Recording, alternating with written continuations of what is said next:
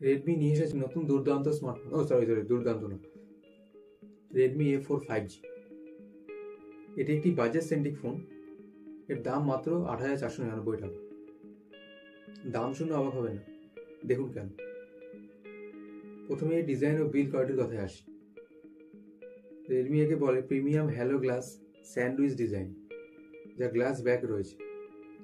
১০,০০০ টাকার নিচে হয়তো এটি প্রথম ফোন যার গ্লাস ব্যাক রয়েছে। এটার জন্য রেডমিকে big thumbs up. Polycarbonate frame রয়েছে, 8.22 mm থিকনেস ও 212 গ্রাম ওজনের জন্য মোটা ও ভারী মনে হবে। গ্লাস ব্যাকের জন্য সাধারণত ফোন একটু ভারী হয়, এতে অস্বাভাবিকের কিছু নেই।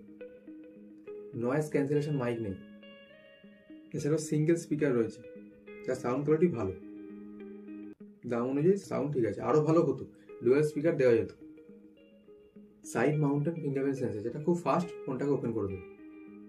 3.5 mm জ্যাক, যেটা এখন ফ্ল্যাগশিপ ফোনে উঠিয়ে দিয়েছে, এটা একটি ভালো জিনিস। ডুয়েল সিম এবং SD কার্ড সাপোর্ট রয়েছে। SD কার্ড 1 TB পর্যন্ত এক্সপ্যান্ড করা যাবে।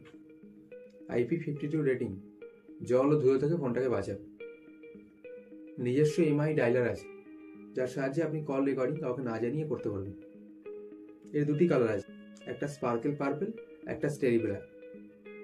ডিসপ্লের দিকে দেখি কি দিয়েছে। 6.88 inch HD+ IPS LCD screen, যেটা এই বাজেটে সব থেকে বড় ডিসপ্লে। কিন্তু এই যে ডিসপ্লে বড় দিতে গিয়ে একটা জিনিসে কম্প্রোমাইজ করে ফেলেছে। রেজুলেশন HD+, ফুল HD+ নয়, 720p ডিসপ্লে। ফুল HD দরকার ছিল। হ্যাঁ, একটা জিনিস ভালো দিয়েছে, 120 Hz রিফ্রেশ রেট আছে, 600 নিটস ব্রাইটনেস।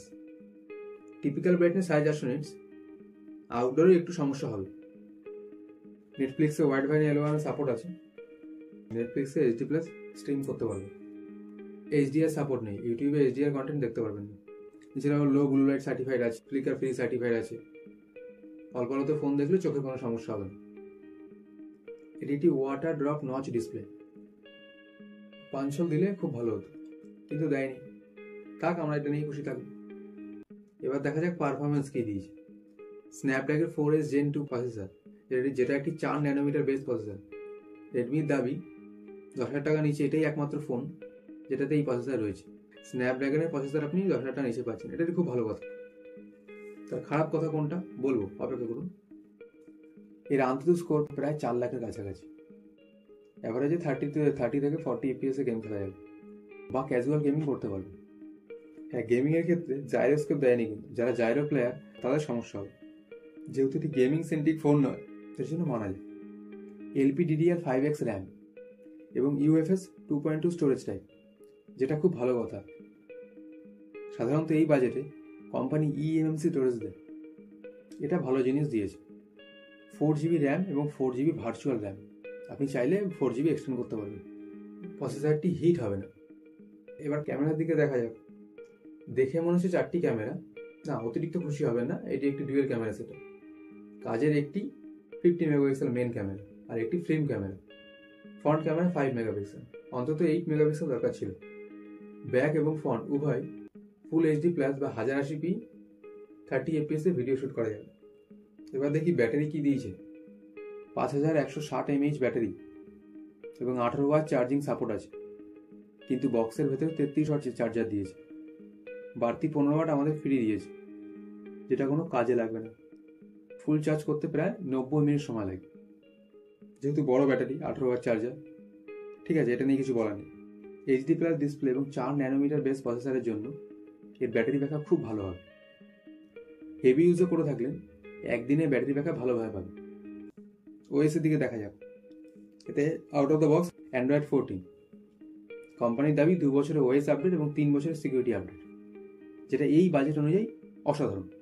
এছাড়াও হাইপার OS আছে, রেডমির MIUI নেই। সাধারণত এই সিরিজে বা বাজেট সেগমেন্টে হাইপার OS খুব ভালো জিনিস দিয়েছে। ব্লুটুথ আছে, যেটা আপনি কিছু আনইনস্টল করতে পারবেন, কিছু থেকে যাবে। বাজেট সেগমেন্টে UI এক্সপিরিয়েন্স খুব ভালো হবে। এবার আসি আসল খারাপ দিকের কথা। ভিডিও মাঝখানে বলেছিলাম ভালো দিকের সাথে খারাপ দিকও আছে।